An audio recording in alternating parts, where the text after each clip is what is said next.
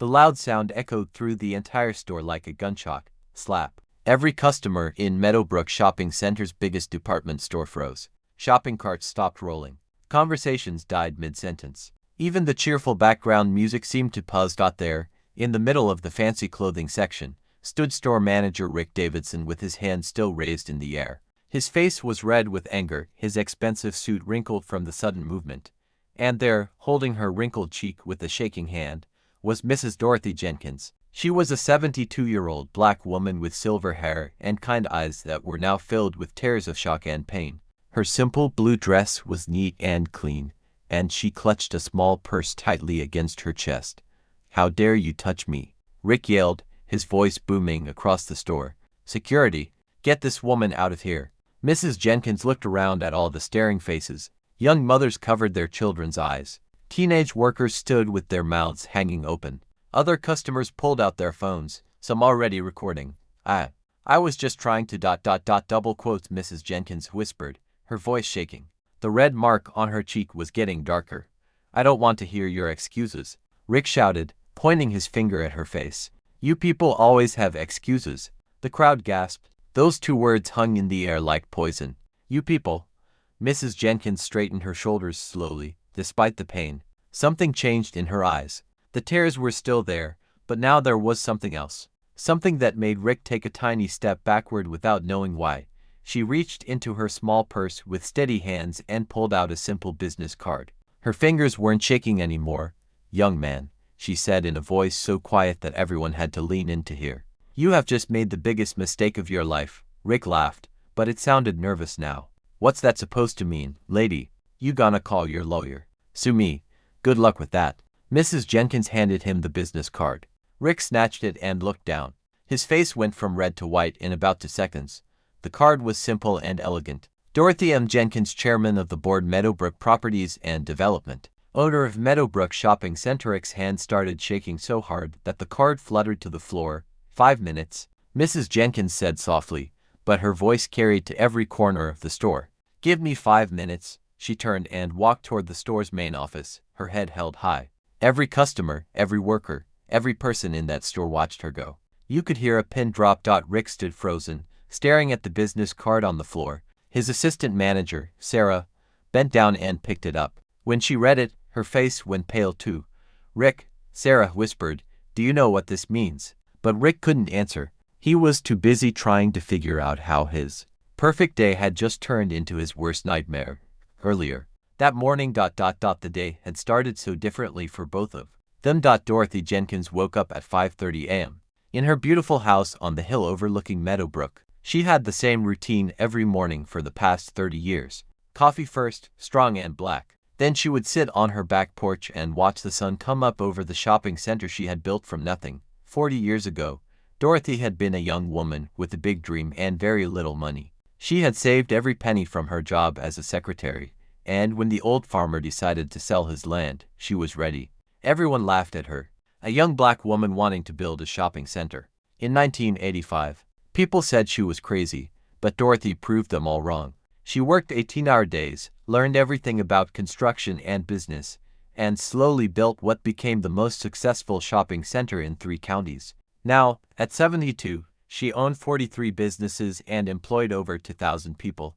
But Dorothy had a secret. She never told anyone who she was when she went shopping. She liked to walk around her stores and see how her employees treated regular customers. It helped her understand if her businesses were good places to shop. This morning was special, though. Her granddaughter Lisa was getting married in 2 weeks, and Dorothy wanted to buy her the perfect wedding gift. She had seen a beautiful pearl necklace in the jewelry section of Davidson's department store, the biggest store in her shopping center. Dorothy put on her simple blue dress and comfortable walking shoes. She left her fancy car at home and took the bus, just like many of her customers did. She wanted to see the shopping center the way normal people saw it.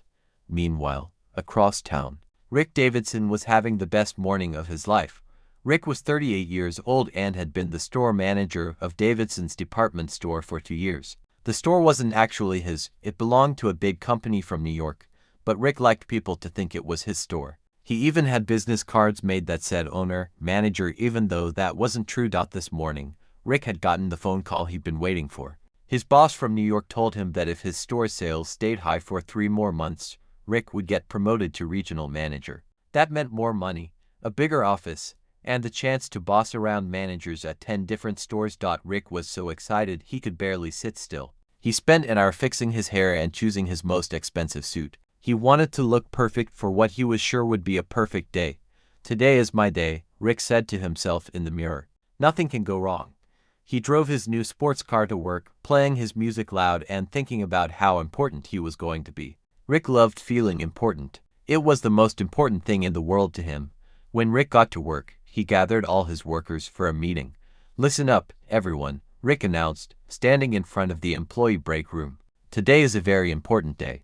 Corporate is watching our numbers, and I want this store to be perfect.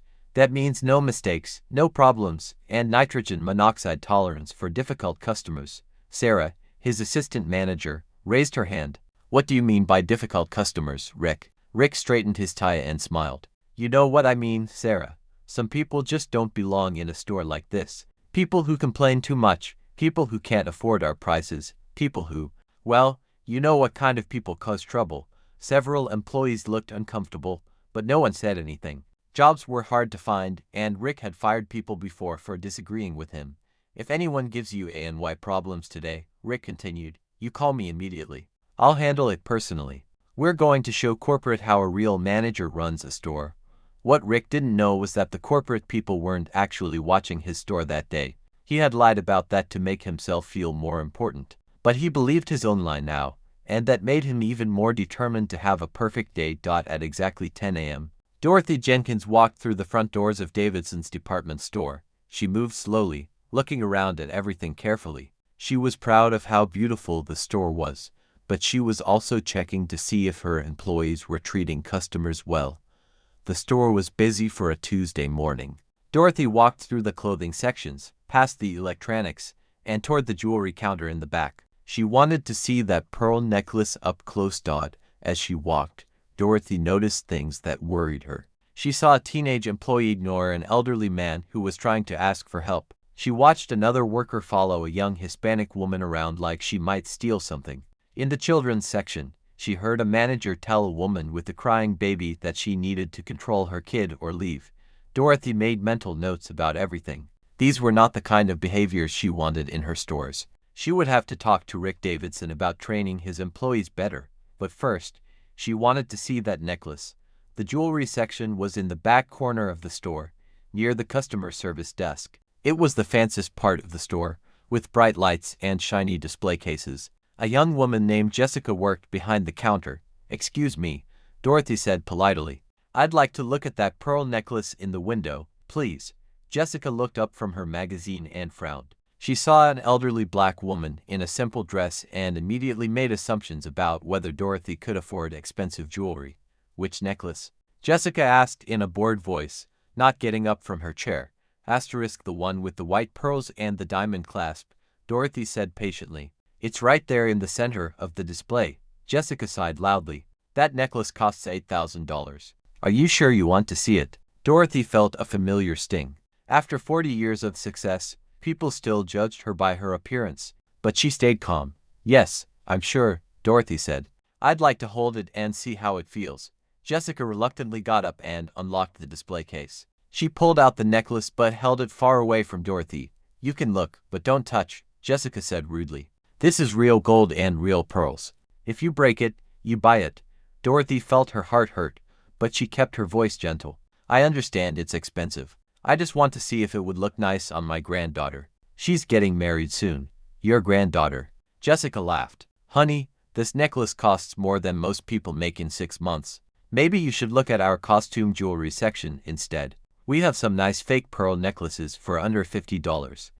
Other customers were starting to notice the conversation. Some looked uncomfortable, but others were nodding along with Jessica. Dorothy could feel their eyes on her, judging her, deciding she didn't belong. "I appreciate your concern about the price," Dorothy said, still speaking kindly, "but I would really like to see the necklace." "Please." Jessica rolled her eyes. "Look, lady, I'm trying to save you embarrassment. This necklace is for people who shop at stores like Tiffany's and Nordstrom. Maybe you should try the discount store down the street." Dorothy's hands began to shake slightly, but not from fear. From 40 years of memories.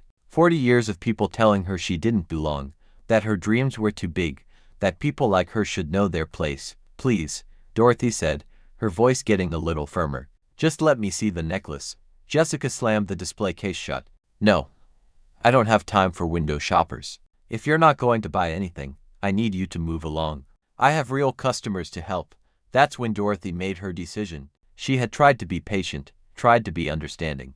But enough was enough. I'd like to speak to your manager, please, Dorothy said clearly. Jessica smirked. Fine. But Mr. Davidson doesn't like it when people waste his time either. She picked up the phone and called Rick's office.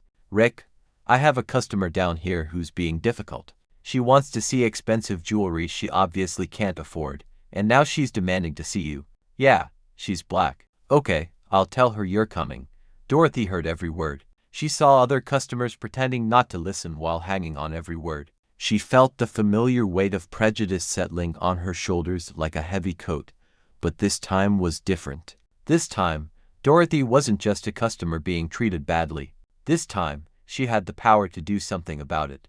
She stood quietly by the jewelry counter, waiting. Other customers moved away, some looking embarrassed, others looking curious about what would happen next. The store felt tense, like everyone was waiting for something bad to happen. And then Rick Davidson came striding across the store like he owned the world. Rick had heard Jessica's phone call and made his own assumptions. He saw a chance to show everyone how he handled problem customers. He walked fast, his chest puffed out, ready to solve what he saw as a simple problem. Where's the troublemaker? Rick announced loudly as he approached the jewelry section. Dorothy turned to face him. I believe you're looking for me. Rick stopped and looked Dorothy up and down. He saw exactly what Jessica had seen, an elderly black woman in simple clothes who he decided didn't belong in his store. I hear you're bothering my employees and wasting their time, Rick said in a voice loud enough for everyone to hear. This is a high-end store, not a place for people to come and play pretend. Dorothy felt the words hit her like physical blows, but she kept her dignity. I simply wanted to look at a necklace for my granddaughter's wedding gift, Dorothy said calmly. Your employee refused to show it to me and was quite rude. Rick laughed. Lady, that necklace costs more than you probably make in a year. Jessica was trying to save you from embarrassing yourself. The crowd around them was growing. People were pulling out phones, sensing that something dramatic was about to happen. How do you know what I make? Dorothy asked quietly. Come on, Rick said, gesturing at her clothes. Look at yourself. Look at where you are. You took the bus here, didn't you? You're wasting everyone's time with your pretend shopping. Dorothy felt something crack inside her chest. Not break, crack. Like ice on a lake when spring comes, sir, she said, her voice still controlled. I am a paying customer, and I deserve to be treated with respect. Respect. Rick's voice got louder. You want respect. Earn it. Get a job. Buy some decent clothes. Don't come into my store acting like you belong here when you clearly don't. Several customers gasped. A few started to move away, uncomfortable with Rick's words, but others nodded in agreement. Dorothy straightened her shoulders. This is not your store, young man. Oh yes it is, Rick shouted. I'm the manager. I decide who belongs here and who doesn't. And I'm telling you that people like you don't belong in a place like this. The words hung in the air like smoke from a fire. People like you. Everyone knew what he meant. Dorothy took a step closer to Rick. People like me. You know exactly what I mean, Rick snarled. Now get out of my store before I call security. I'm not going anywhere, Dorothy said quietly. I came here to make a purchase, and that's what I intend to do. Rick's face turned red. In his mind, this elderly black woman was challenging his authority in front of everyone. She was making him look weak. She was ruining his perfect day. Oh, you're not going anywhere, Rick said, his voice getting dangerous. We'll see about that. He started walking toward Dorothy, his hands clenched into fists. The crowd pressed closer, phones recording everything. Sir, Dorothy said, backing up a step. I suggest you calm down. Don't tell me to calm down. Rick screamed. You come into my store, waste my employees' time, argue with me, and then tell me to calm down. He was right in front of her now, so close she could smell his expensive cologne and his angry breath. Please, Dorothy said, her voice starting to shake for the first time. I just want to buy a necklace. LIAR. Rick shouted. And that's when he lost complete control. That's when 40 years of Dorothy's patience ran out. That's when Rick Davidson made the mistake that would change everything. His hand came up fast, and hard slap. The sound echoed through the store like thunder. Dorothy's head snapped to the side. Her cheek burned with pain and shock. For a moment, time stopped completely. Rick stood there with his hands still raised, breathing hard, realizing what he had just done. Dorothy stood with her hand pressed to her cheek, tears in her eyes, but something else burning in her heart. The crowd was completely silent. Phones were recording everything. Security guards came running from across the store, and Dorothy Jenkins, owner of everything around them, looked Rick Davidson in the eyes and said the words that would haunt him forever. "You have just made the biggest mistake of your life." Dorothy walked toward the store office with the dignity of a queen. Even though her cheeks still burned from Rick's slap, behind her, she could hear whispers spreading through the crowd like wildfire. "Did you see that business card? She owns the whole shopping center. Oh my God, that manager is so fired." Rick stood frozen by the jewelry counter, staring at the business card on the floor. His expensive suit suddenly felt too tight. His perfect hair was messed up from running his hands through it. The confident smile he'd worn all morning was completely gone.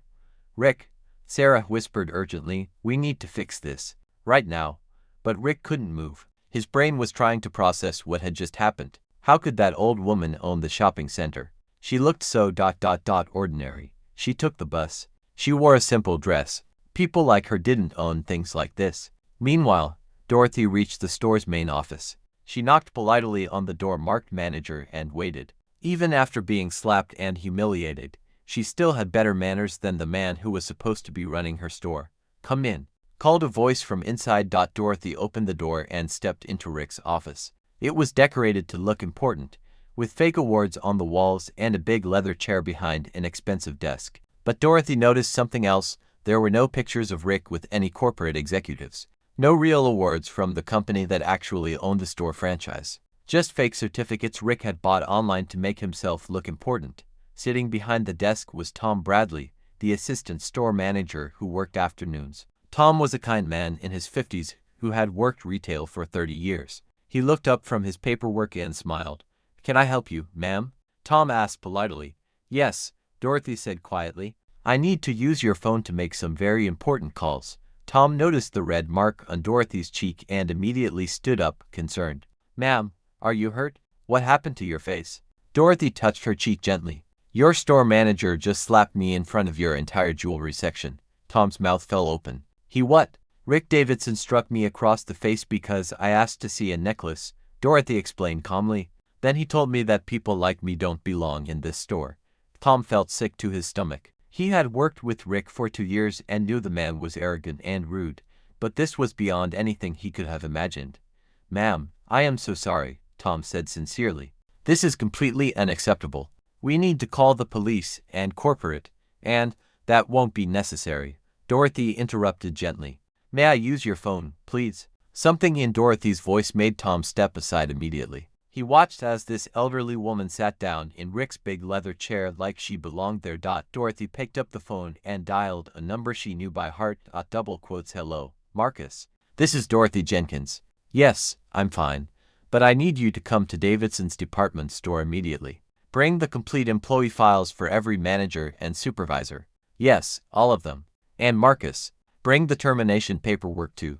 We're going to need a lot of it." Tom's eyes went wide. Marcus Thompson was the head of security for all of Meadowbrook Shopping Center, and everyone knew he only took orders from the owner of the shopping center. Which meant, "You're Dorothy Jenkins," Tom whispered. "You're the Dorothy Jenkins. You own this place." Dorothy nodded as she hung up the phone. "I am. And I'm very disappointed in what I've seen today." Tom felt his knees go weak. He had always been kind to customers, always followed the rules, always treated everyone with respect. But he worked for Rick, and Rick worked for the company that rented space from Dorothy Jenkins. If she was angry about what happened, "Ma'am," Tom said carefully, "I want you to know that not all of us treat customers the way Rick does. Some of us actually care about doing the right thing." Dorothy looked at Tom for a long moment, studying his face. She had been watching people for 72 years, and she was very good at knowing who was telling the truth. "Tell me about Rick Davidson," Dorothy said. Tom hesitated. "Talking bad about your boss could get you fired. But then again, if Dorothy Jenkins was angry enough, everyone might get fired anyway. Rick has been the manager for 2 years," Tom began slowly. "When he started, he seemed okay. But he's gotten worse and worse. He treats employees badly, especially the young ones and anyone who can't fight back. He's rude to customers who he thinks can't afford expensive things. And he lies a lot.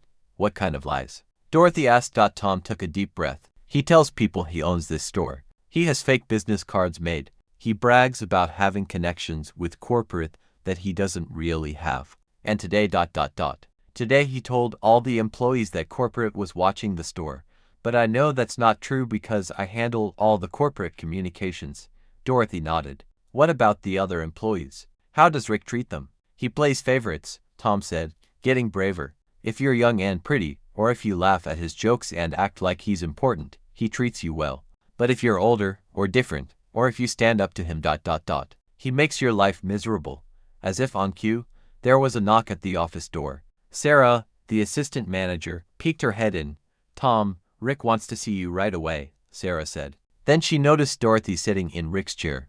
Oh, I'm sorry. I didn't know anyone was in here. Sarah, Dorothy said calmly, please come in and close the door. Sarah looked confused but did as she was asked. She recognized Dorothy as the customer from the jewelry counter. But she didn't understand why this woman was sitting in Rick's office like she owned the place. Sarah, Dorothy continued, I'm Dorothy Jenkins, and I own this shopping center. I'd like to ask you some questions about what just happened. Sarah's face went completely white. She grabbed the back of a chair to keep from falling down. You single quotes re double quotes. Sarah couldn't finish the sentence. I'm the person who signs the lease agreement that allows this store to exist, Dorothy said simply. Now, I want you to tell me exactly what you saw at the jewelry counter. Sarah's mind was racing. She had seen everything. She had watched Rick get angrier and angrier. She had seen him slap Dorothy. She had seen the business card. And she had done nothing to stop it. Rick was? The customer was double quotes. Sarah couldn't get the words out.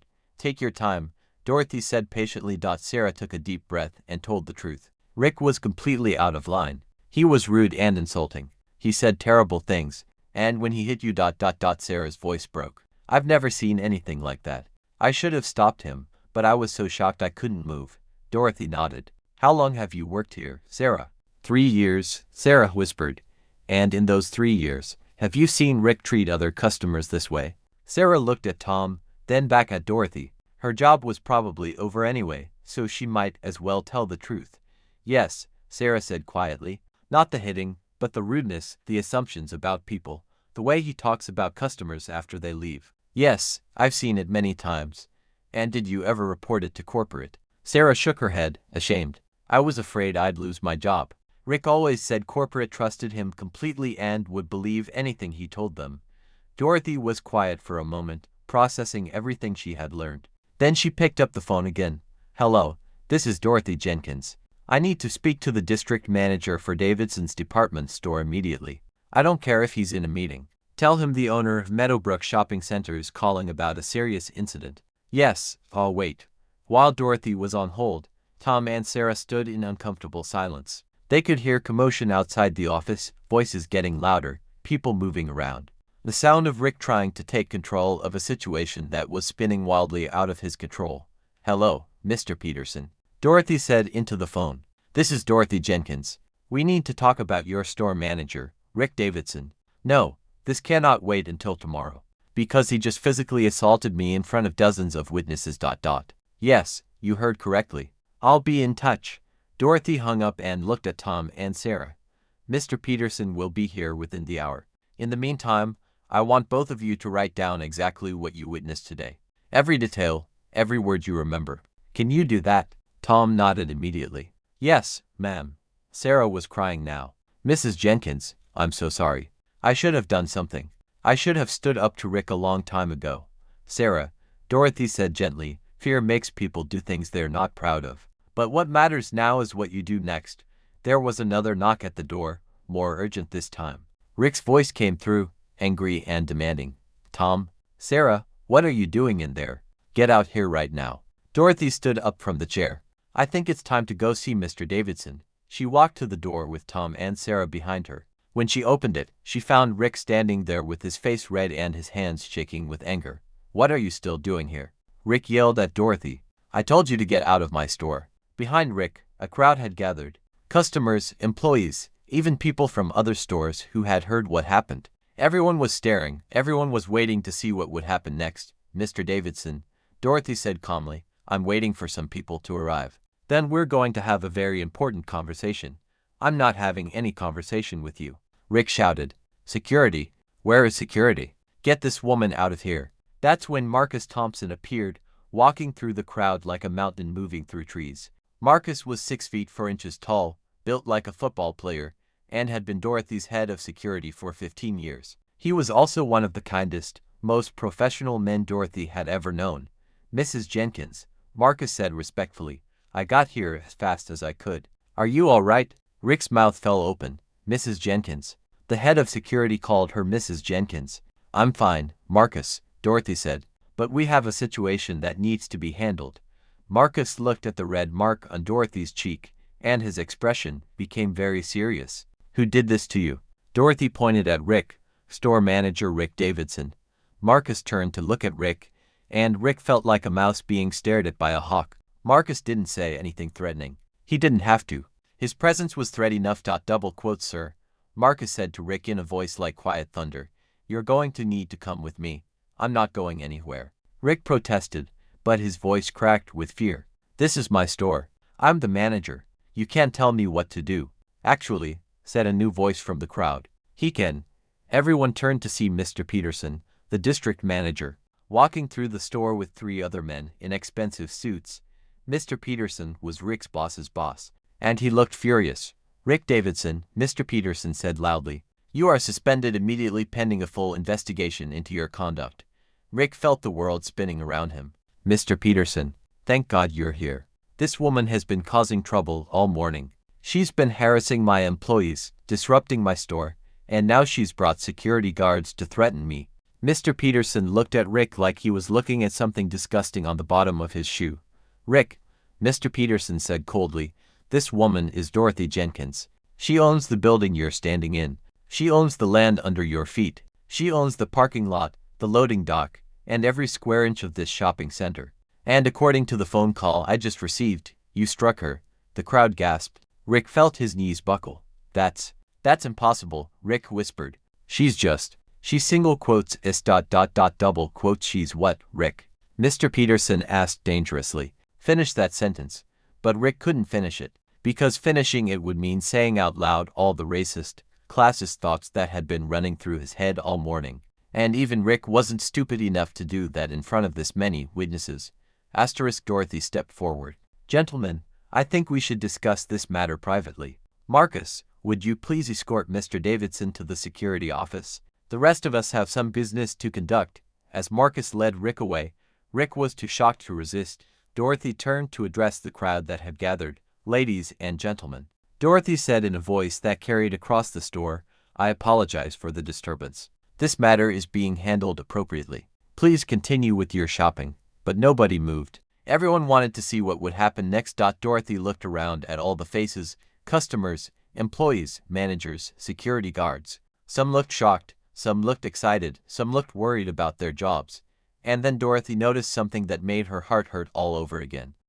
Standing near the electronics section was Jessica, the jewelry counter employee who had started this whole mess by refusing to show Dorothy the necklace. Jessica was whispering frantically to another employee, and Dorothy could read her lips. This is all a big misunderstanding. Rick was just having a bad day. That old woman probably deserved what she got.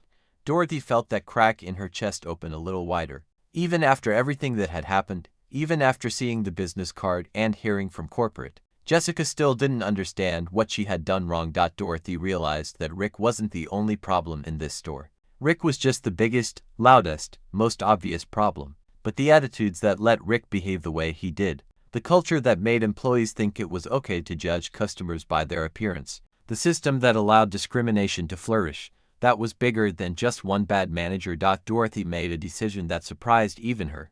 Mr. Peterson, she said, turning to the district manager, I'd like to speak with every member of your management staff. All of them, right now. Mr. Peterson looked nervous. Mrs. Jenkins, I'm sure we can resolve this matter with just Rick's termination and a formal apology. No, Dorothy said firmly. This goes deeper than Rick Davidson. This is about the culture of this entire store, and I intend to fix it. She looked around at all the employees who were watching and listening.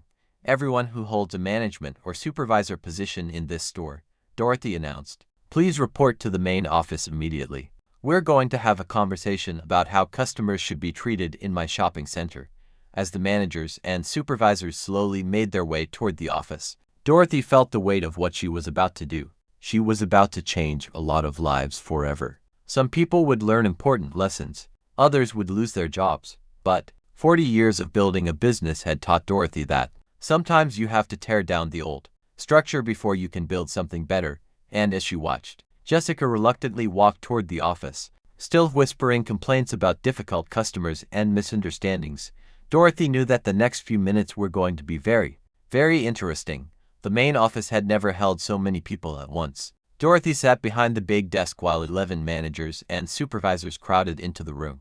Some stood against the walls, others pulled in chairs from other offices. The air was thick with tension and the smell of nervous sweat. Mr. Peterson stood beside Dorothy, looking like a man who wished he was anywhere else in the world. Marcus positioned himself by the door, not to keep people in, but to make sure nobody tried to leave before Dorothy was finished. Dorothy looked around the room at each face. There was Jessica from Jewelry, still looking defiant. There was Mike from Electronics, who had ignored the elderly customer earlier. There was Jennifer from Children's Clothing, who had been rude to the woman with the crying baby. And there were 8 others, all fidgeting and whispering and trying to figure out how much trouble they were in. Ladies and gentlemen, Dorothy began, her voice calm but carrying absolute authority. My name is Dorothy Jenkins, and I own this shopping center. Today, I came to this store as a regular customer to buy a wedding gift for my granddaughter. Instead, I was subjected to discrimination, humiliation, and physical violence. She paused and touched her cheek, which still showed the red mark from Rick's slap. But before we discuss what happened to me, Dorothy continued, I want to talk about what I observed happening to other customers. She turned to Mike from Electronics. Mike, isn't it? This morning I watched you completely ignore an elderly gentleman who was trying to ask for help with a television purchase. He stood at your counter for nearly 10 minutes while you played on your phone. When he finally got your attention, you sighed like he was bothering you. Can you explain that behavior? Mike's face turned red. I was busy with inventory. You were playing a game on your phone, Dorothy said simply. I saw you. The man was wearing a veteran's cap and using a walker, but you made him wait because you couldn't be bothered to do your job. Mike stared at his shoes, caught in the lie. Dorothy turned to Jennifer. And you, Jennifer? I heard you tell a young mother that she needed to control her kid or leave. The child was maybe 2 years old and was crying because she was tired. The mother was clearly struggling, trying to find clothes for her other children while managing a fussy toddler. Instead of offering help or understanding, you made her feel unwelcome. Is that how we treat families in this store? Jennifer's mouth opened and closed like a fish. The crying was disrupting other customers. The crying was disrupting you, Dorothy corrected. Other customers were understanding. One elderly woman even tried to help calm the child while you stood there acting annoyed. Dorothy looked around the room. I spent 2 hours in this store today, and I witnessed discrimination, rudeness, and assumptions about customers based on their age, race, appearance, and perceived wealth. This is not how businesses succeed. This is how they fail. Jessica finally spoke up, her voice sharp with frustration. Look, Mrs. Jenkins, I'm sorry about what happened with Rick, but you have to understand our position. We get people coming in here all the time who waste our time looking at expensive things they can't afford. We have to protect our merchandise and focus on real customers who actually make purchases. The room went completely silent. Even Mr. Peterson looked shocked that Jessica had just defended the store's discriminatory practices to the woman who owned the building. Dorothy studied Jessica for a long moment. Tell me, Jessica, how do you determine who can afford what? Well, you know, Jessica said, digging herself deeper, you can tell by how people dress, how they talk, what kind of car they drive. What kind of car do you think I drove here today? Dorothy asked quietly. Jessica looked confused. I don't know. A nice one. I took the bus, Dorothy said. I wore a simple dress from a department store. I carried a basic purse. By your standards, I was exactly the kind of customer you shouldn't waste time on. But that's different. Jessica protested. You were. I mean, you didn't look like ... I didn't look like what, Jessica? Dorothy's voice was getting dangerously quiet. Like someone who belonged in your store. Like someone who could afford an $8,000 necklace. like someone who deserved basic courtesy and respect. Jessica realized she was trapped, but she was too stubborn to back down. You have to admit, most people who look like, who dress like, who come in on the bus, they're not serious buyers. People who look like me, Dorothy said, finishing Jessica's sentence. Is that what you mean? The room was so quiet you could hear people breathing. Jessica had just said out loud what everyone else was thinking but was smart enough not to voice. I've been coming to this shopping center for 40 years, Dorothy continued, her voice getting stronger. I've watched thousands of customers shop in these stores. Do you know what I've learned? You can't tell anything about a person by their clothes, their car, or the color of their skin. Some of my wealthiest customers dress simply because they don't feel the need to impress anyone. Some of my most loyal customers take the bus because they choose to live environmentally conscious lives. Some of my biggest spenders are people who others might judge based on their appearance. She stood up from the chair and walked around the desk. But more importantly, Dorothy said, every person who walks through that door deserves to be treated with dignity and respect, regardless of whether they buy anything. That's not just good business, that's basic humanity. Mike from electronics raised his hand tentatively. Mrs. Jenkins, some of us weren't involved in what happened to you today. Some of us are good employees who work hard. Mike, Dorothy interrupted. Do you remember what you did when Rick was shouting at me by the jewelry counter?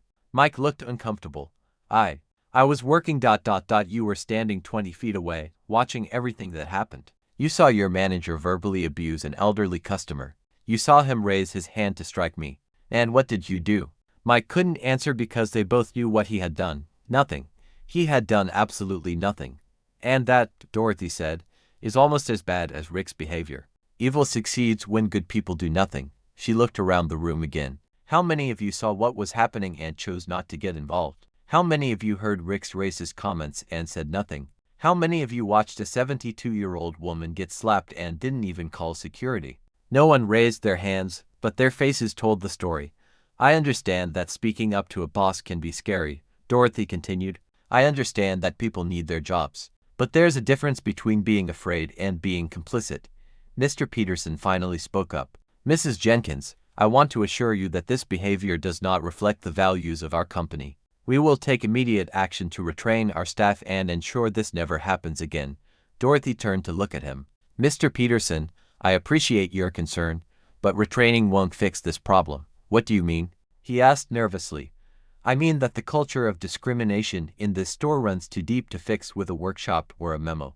When your store manager feels comfortable slapping a customer in front of witnesses, when your jewelry counter employee openly admits to judging customers by their appearance, when your entire management team watches abuse happen and does nothing, that's not a training problem. That's a character problem. Dorothy walked back behind the desk and opened the folder that Marcus had brought her. I've been reviewing the employment files for everyone in this room, she said. I've also been looking at customer complaint records, employee turnover rates, and sales figures. She pulled out a thick stack of papers. In the past 2 years, this store has had 47 formal complaints filed against it for discrimination or poor customer service. 47. Your employee turnover rate is 60% higher than other stores in this shopping center. Your sales numbers are declining while other stores are growing. Mr. Peterson's face was getting pale, but most telling, Dorothy continued, is the pattern of which employees stay and which ones leave. The employees who quit most often are those who come from minority backgrounds, those who are older, and those who have complained about unfair treatment of customers. She looked directly at Jessica. The employees who get promoted and receive the best schedules are those who laugh at Rick's inappropriate jokes, those who go along with his discriminatory policies, and those who prioritize fitting in over doing what's right. Dorothy set the papers down and looked around the room one final time. So here's what's going to happen, she said, her voice calm but final. Mr. Peterson, Rick Davidson's employment is terminated immediately, effective right now. He will not be returning to this store for any reason. Mr. Peterson nodded quickly. Of course, Mrs. Jenkins, that was already decided. Jessica, Dorothy continued, your employment is also terminated. You will have 30 minutes to clear out your personal belongings and leave the premises. Jessica's mouth fell open. What? You can't fire me. I didn't hit anybody. I was just doing my job. Your job, Dorothy said firmly, is to help customers, not to judge them. Your job is to treat every person who enters this store with respect. not to decide who deserves good service based on their appearance. You failed at your job, and you showed no remorse or understanding even when given the chance to learn from your mistakes. This isn't fair. Jessica protested. I've worked here for 3 years. And in those 3 years, Dorothy replied, how many customers did you turn away?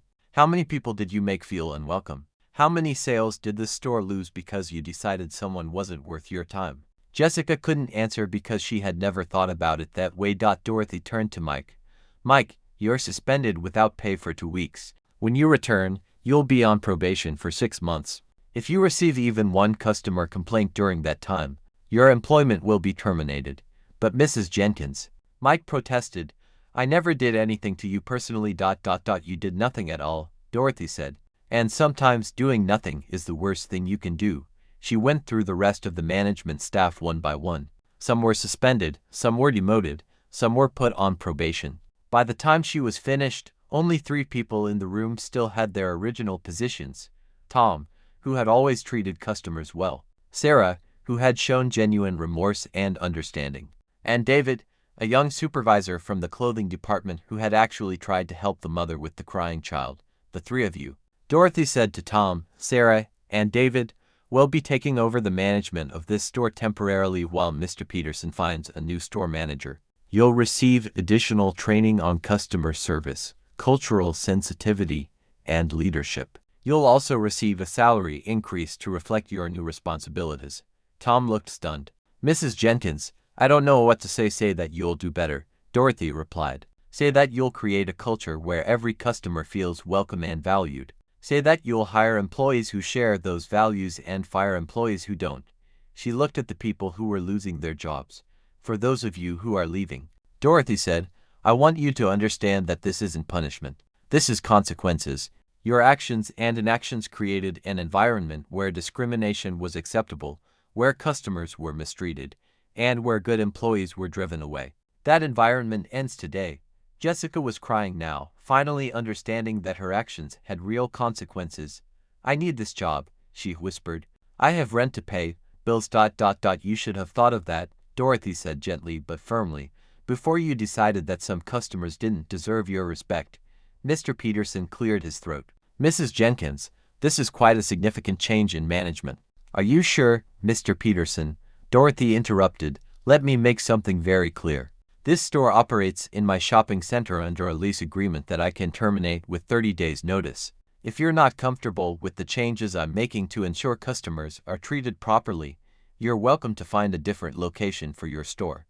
Mr. Peterson quickly nodded. No, these changes are absolutely appropriate. We fully support your decisions. Dorothy walked to the window and looked out at the shopping center she had built from nothing. 40 years of work, 40 years of dreams. 40 years of proving that a young black woman could build something lasting and important. You know, she said quietly, when I was a young woman starting this business, people told me I didn't belong. They said people like me shouldn't aim so high. They said I should know my place. She turned back to face the room. I proved them wrong by working harder than anyone else, by treating every customer like they mattered, by building something that served everyone in this community, regardless of their background or bank account. Her voice grew stronger. This shopping center exists because I believe that everyone deserves a place to shop with dignity. Every store in this center operates under that principle. And any store that can't or won't honor that principle won't be here very long. Dorothy walked back to the desk and picked up her purse. Tom, Sarah, David, I'll be back next week to see how things are going. I expect to see a completely different culture in this store. I expect to see customers being treated with respect and kindness. I expect to see employees who are proud of where they work and how they treat people. She headed toward the door, then stopped and turned back. Oh, and one more thing. I still need to buy a wedding gift for my granddaughter. Tom, would you mind helping me pick out that pearl necklace, the one with the diamond clasp? Tom's face broke into a huge smile. It would be my absolute honor, Mrs. Jenkins. As Dorothy walked back through the store toward the jewelry counter, she noticed that word had spread through the entire shopping center. Employees from other stores were peeking out their doors. Customers were whispering and pointing. Security guards were standing taller, proud to work for someone who stood up for what was right. At the jewelry counter, Tom carefully removed the beautiful pearl necklace from the display case. It really is perfect for a wedding, he said, holding it up so Dorothy could see how the diamonds caught the light. Yes, Dorothy agreed, it's exactly what I was looking for. As Tom rang up the purchase, all $8,000 of it, Dorothy noticed Jessica cleaning out her locker nearby. The young woman was crying as she packed her personal items into a cardboard box. Dorothy walked over to her. Jessica, she said quietly. Jessica looked up with red, angry eyes. What? Are you here to gloat? No, Dorothy said gently. I'm here to give you some advice. Jessica wiped her nose with a tissue. I don't want your advice. Maybe not, Dorothy said, but you need it.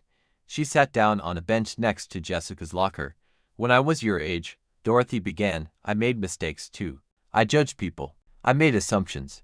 I thought I knew better than I did. Jessica stopped packing and looked at Dorothy. The difference, Dorothy continued, is that I learned from my mistakes. I grew. I changed. You can do the same thing. How? Jessica asked, her voice small and broken. By understanding that every person you meet has a story you don't know, Dorothy said. By remembering that dignity and respect don't cost anything to give, but they're worth everything to the person who receives them. She stood up and pulled out her business card. When you're ready, really ready, to learn how to treat people the way they deserve to be treated, call me. I might have a position open for someone who's genuinely committed to doing better. Jessica took the card with shaking hands. Why would you help me after what I did? Because, Dorothy said with a small smile, 40 years ago, someone gave me a second chance when I didn't deserve it. And that second chance changed my life. Dorothy walked back to the jewelry counter where Tom was finishing the gift wrapping. Here you go. Mrs. Jenkins, Tom said proudly, handing her the elegant box. I hope your granddaughter loves it. She will, Dorothy said. She's going to love the necklace, but more than that, she's going to love the story of how her grandmother bought it. As Dorothy walked toward the exit, customers and employees throughout the store stopped to watch her go. Some smiled and nodded respectfully. Others whispered to each other about what they had witnessed. Near the door, Dorothy passed an elderly black man who was looking at televisions with help from a young employee who was patiently answering all his questions. The employee was treating him like he was the most important customer in the world. Dorothy smiled. Change was already beginning. Outside, in the parking lot, Marcus was waiting by Dorothy's car, her real car. A simple but reliable sedan that she drove when she wasn't trying to blend in with the bus riders. How did it go, Mrs. Jenkins?